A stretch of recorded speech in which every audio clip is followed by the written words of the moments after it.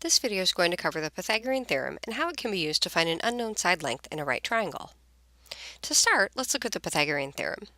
So we have a triangle drawn, and it's a right triangle, meaning that one corner meets at a 90-degree angle, and we have side length A and B, known as legs, in that triangle. And then the longest side, known as the hypotenuse, is labeled with C. So for any right triangle, the sides A and B are called legs, and the longest side C is called the hypotenuse. And the following relationship holds. We have that A squared plus B squared equals C squared. So we'll use this to find the missing side lengths for a couple of right triangles. On this first one, we have a triangle with a right angle, so it's a right triangle.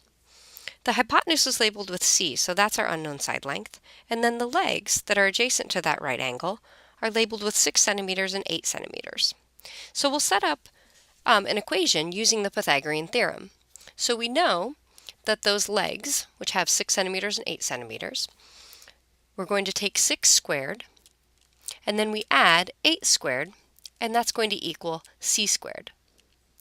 I've chosen to drop the units here. I could carry them through every step, but I know that that length C is going to be in centimeters when I'm done, so I'm going to omit the units from my steps here. So I have 6 squared plus 8 squared equals C squared.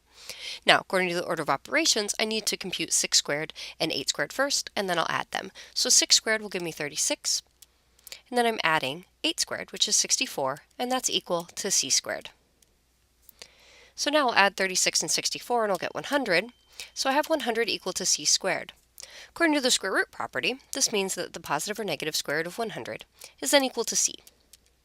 And simplifying that, 100 is a perfect square, so this means that positive or negative 10 is equal to C. Now, since this is a length, I'm going to ignore the negative solution here, and so I'll use C equals 10. To summarize, the hypotenuse length here is then 10 centimeters. So the length of the hypotenuse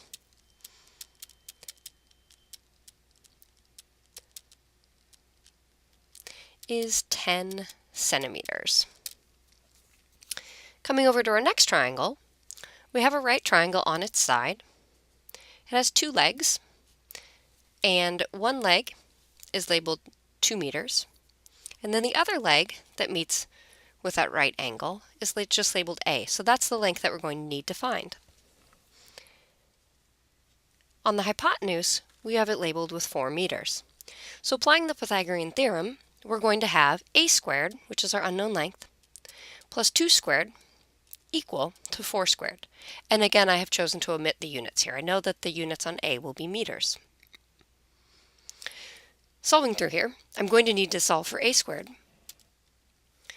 And so to do so, I'll first simplify 2 squared and 4 squared.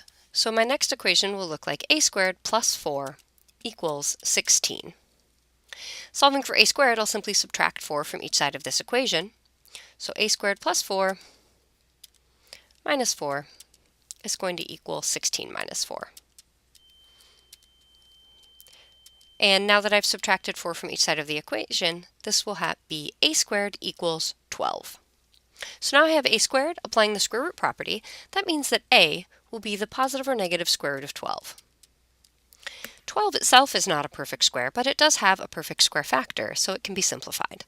I'll simplify this then as A equals the positive or negative square root of 4 times 3, and then A will simplify to the positive or negative square root of 4 times the square root of 3. So A is then the positive or negative of 2 times the square root of 3. So plus or minus 2 times the square root of 3. We, of course, will use the positive value for A here, since this is a side length. So we'll use A equals 2 times the square root of 3. If we use a calculator to approximate this, we'll find that A is approximately 3.464. So to summarize, the length A is 2 times the square root of 3 meters, or approximately 3.464 meters.